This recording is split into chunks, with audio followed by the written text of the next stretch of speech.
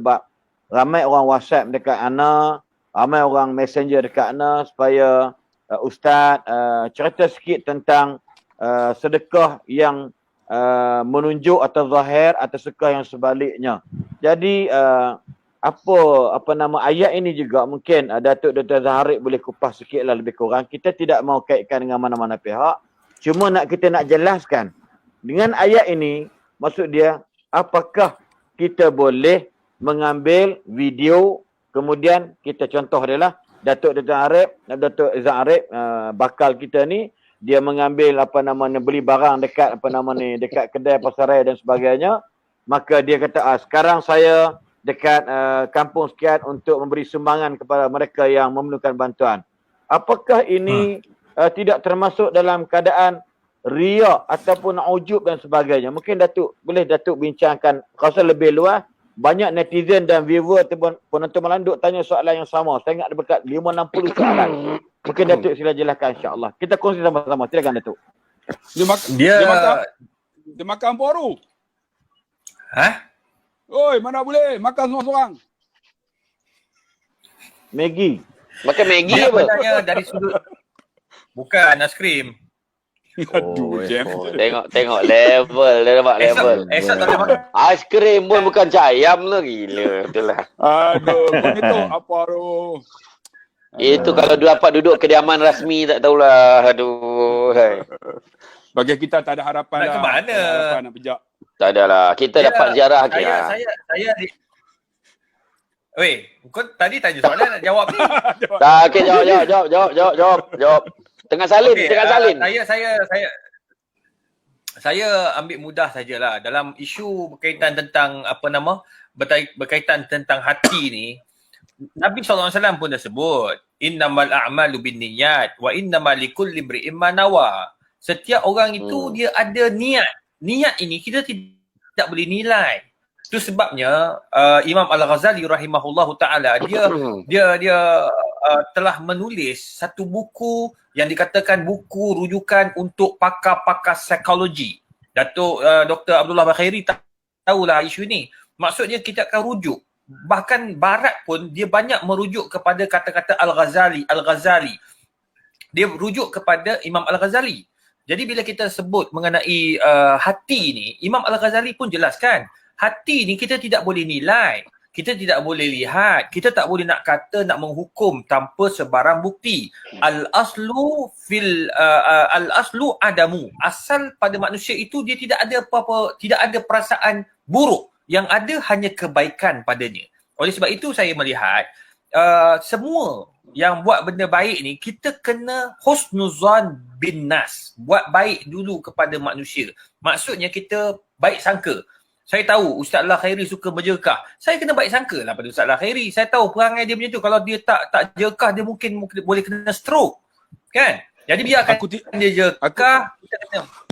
Aku tidak kena mengenal dengan ini cerita. Mana? Aku tidak kena mengenal. Tak cerita. Jadi kita baik sangka dulu. Tengok orang buat baik, kita kena puji. Itu sebabnya Nabi ajar bila kita melihat kebesaran Allah Ta'ala, kita kena sebut Subhanallah, Masya Allah. Melihat kepada kebesaran tu, lihat kepada kebaikan, pujilah dengan kebaikan. Nombor dua, kalau katakanlah kita melihat orang itu dia ada nilai-nilai yang tidak baik contoh. Bukan kita menegur dengan cara di hadapan khalayak. Itu kita nak menjatuhkan orang tersebut. Itu sebab Imam Asy-Syafi'i rahimahullahu ta'ala jelaskan apa? Dia kata manusia yang menegur dia khalayak ramai, dia sebenarnya bukan nak membaikkan keadaan kamu tetapi nak burukkan lagi keadaan kamu. Jadi dalam hal ini saya yakin apabila sahabat-sahabat kita yang buat benda baik, yang buat yang membantu orang-orang susah bukan untuk riak ataupun menjatuhkan mana-mana pihak, tetapi bertujuan pertama, kata Imam Al-Ghazali, dia nak mewujudkan sifat wa ta'awanu 'alal birri wat taqwa. Saling tolong menolong untuk mengajak orang buat benda yang sama. Tolong orang. Nombor dua, selain daripada tu, tolong ta'awun, ada sifat ta'awun. Nombor dua, nak mengajak orang agar kita sama-sama membina kebaikan daripada semua pihak. Makna kita kena mengajak orang untuk buat benda yang sama, yang baik ini.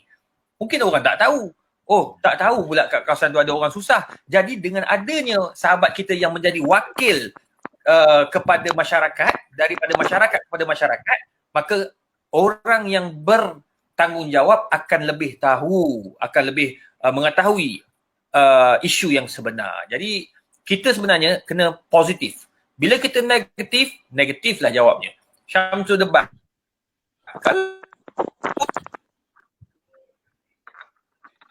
Nak kutuk aku langsung keras. Tu. Tengok Allah ajar terus. Ustaz Haslin ada cara dia. Jadi oleh sebab itu saya melihat kita kena baik sangka lah. Balik kepada asas. Jadi apa yang dilakukan itu tidak salah. Osman bin Affan apabila dia menderma, semua orang nampak. Abdul Rahman bin Auf sampai satu ketika dia hantarkan gerabak-gerabak setelah kewafatan Nabi SAW, dia hantar dia punya zakat masuk ke dalam Al-Madinah bergerabak-gerabak. Sampaikan orang kata begitu banyaknya harta yang telah diinfakkan oleh Umar bin Khattab. Jadi adakah itu riak? Sebenarnya itu bukan riak, tetapi sebenarnya nak mengajar kita untuk buat benda yang sama. Wallahualam. Jadi maksud yang Datuk sebut tadi, saya boleh juga buat kesimpulan atau berkongsi sebagaimana pada malam tadi. Kita bukan juri ataupun hakim untuk memutuskan atau untuk menghukum seseorang itu ikhlas ataupun tidak ikhlas. Betul tak Datuk? Cuma kalau boleh saya tambah baiklah. Silakan. Sebenarnya kita kena pandangan saya lah. Saya setuju. Saya pun setuju dengan pandangan Dr. Izhar sebahagian besar. Saya setuju sangat. Siapa saya untuk mematahkan dan menyalahkan apa yang telah disebutkan oleh Bakal. Jadi pada pandangan saya lah, mungkin selepas ini kepada mana-mana ustaz-ustaz, selebriti dan sebagainya, di dalam menyalurkan sumbangan ini, membuat kebaikan-kebaikan, insya-Allah orang akan appreciate, orang akan tahu, malahan Allah Ta'ala akan memberi ganjaran yang terbaik berdasarkan niat kita. Cuma mungkin nasihat kita untuk semua orang, termasuklah ustaz yang kita sebutkan hari ini, yang kita rujuk hari ini, dan ustaz-ustaz lain. Sebab ramai je ustaz yang memberi sumbangan-sumbangan, tetapi mungkin lebih berhati-hati dari segi publicity. Mungkin berhati-hati. Sebab kadang-kadang ada yang kelihatan, mungkin kalau anda kata kita pergi, ada orang yang ambil gambar, ada orang yang melaporkan, mungkin benda tu jadi sebagai mungkin laporan pihak lain, bukan kita.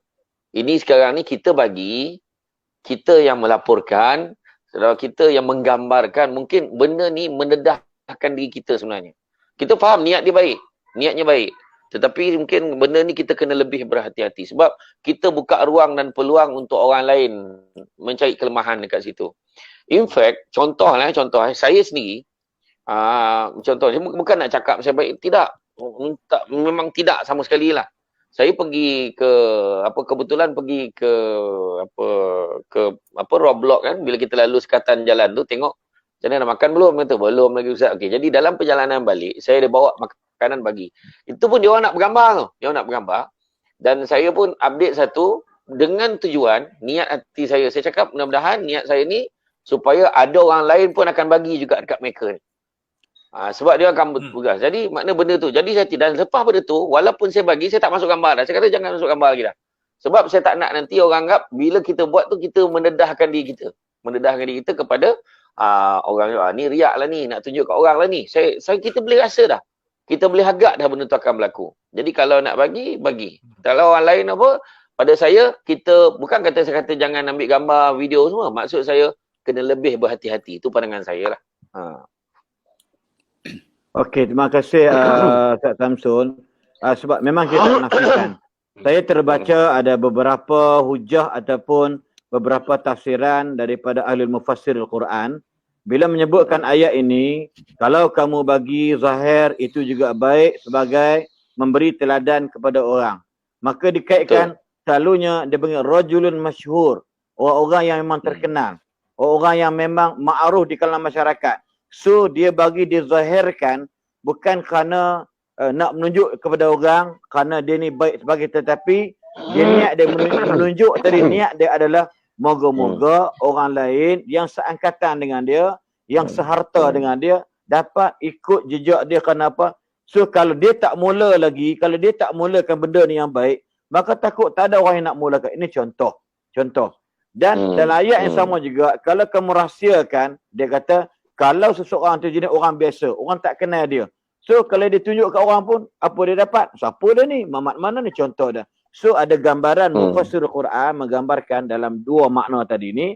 Maksud dia, contoh dia, lagi satu pula, macam mungkin ada sahabat kita macam Datuk Zarif, mungkin bukan duit dia, tetapi dia buat collection di bawah satu pertubuhan, contoh dia, ataupun di Taman Bukit Mahkota, di bawah Masjid Taqwa di Bukit Mahkota. So duit ni dia kena tunjuk apa projek yang aku dah buat untuk selesaikan masalah orang bagi duit dekat aku ni untuk bantu orang miskin. Maka satu benda yang paling baik nak mengelak fitnah ialah maka kena tunjulkan, okey hari ini saya berada di Kampung Semenyih membantu sebanyak 1000 paket 10 kilo beras, contoh dia. Ini contoh dia. Tapi kalau kita duit saya sendiri memang duit akaun saya, maka saya akan hantar ke kampung saya untuk buka puasa, ataupun saya nak bantu orang susah dekat di negeri saya untuk orang makan minum sebagainya, maka saya tak perlu ni saya sak sembah rim, ni duit saya akan derma. Maka itu sebenarnya memang tak kena pada tempat. So apa yang berlaku pada hari ini isu sekarang ni, kita takut sebab macam Ustaz Abdullah Khari sebut tadilah, bila ada di kalangan ustaz-ustaz, ada di kalangan orang kita sendiri yang nampak yang Saridur ni yang cukup dan amat ketara lah bahasa-bahasa yang kita rasa tak sepatutlah. Pada saya lah, dalam bahasa muda, orang yang beriman kata Nabi SAW, dia hendaklah berkata-kata yang baik. Kalau dia tidak ada perkataan yang baik, maka liyasmut atau liyaskut, lebih baik dia duduk diam daripada berkata-kata yang membawa kepada orang dengar tu rasa macam sakit hati dan sebagainya. Saya terima pandangan yang debat tadi ni, untuk antara dia lah, insya-Allah. Jadi moga-moga dan kalau boleh saya tambah sikit lagi, betul lah. Saya pesan ni untuk diri saya juga, untuk semua orang. Kita berhati-hati sebab kadang-kadang kita memang niat nak buat baik. Jadi makna kata macam betul lah tadi. Itu sebabnya bila atas dasar kita mengelakkan fitnah, maka kita pun betul ada satu, itulah niat yang kita kadang kena baca sangka baik. Dan saya pun sebenarnya tak berapa bersetuju tentang apabila ada beberapa ustaz-ustaz yang juga menghentam dengan, walaupun kita ada benda yang kita tak puas hati, kita ada berbeza pandangan, ada cara kaedah untuk kita menegur. Sebagai sahabat-sahabat, kita boleh personally cakap dengan sahabat-sahabat kita sebenarnya. Boleh aja. Maksud dia macam saya sendiri dulu, kadang-kadang suara macam kita saya tengok, kita dok condemn. Contoh saya condemn Dr. Izhar dalam Facebook. Saya condemn Ustaz Abdullah Khair dalam Facebook, atau saya condemn komen kat Facebook post tentang satu debat. Maka sepatutnya kita kalau dah ada networking, dah ada rangkaian sesama kita, dan kita di bawah satu bumbung sebagai penceramah, sebagai pendakwah, mungkin berbeza dari sudut ideologi atau parti sekalipun. Tapi kalau benda ni benda baik, maka tak perlulah kerana berbeza pandangan, berbeza fikrah dan ideologi, dan kita nak lepas, kita nak hempaskan semua benda ni ke dalam Facebook dan sebagainya.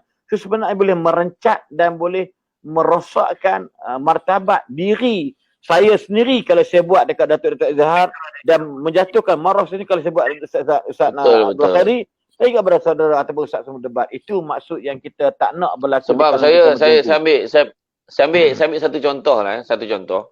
Pernah satu ketika dulu keluar artikel dekat dalam satu Facebook account Syamsul Debat. Dia tunjuk gambar lelaki perempuan berpegangan tangan. Kemudian dia tulis, ketahuilah sesungguhnya suami isteri berpegangan tangan, bersentuhan, bercium, berpeluk, tidak batal wuduk. Bawah tu, artikel tu oleh Syamsul Debat. Kemudian esok tu, saya tak baca apa lagi. Orang dah heboh, ada yang bantai ni. Alhamdulillah, insan yang saya nak sebutkan ni, sahabat kita juga, Ustaz Syed Abdul Kadir Al-Jufri. Ustaz Syed Abdul Kadir Al-Jufri, pagi tu lepas subuh, dia mesej saya.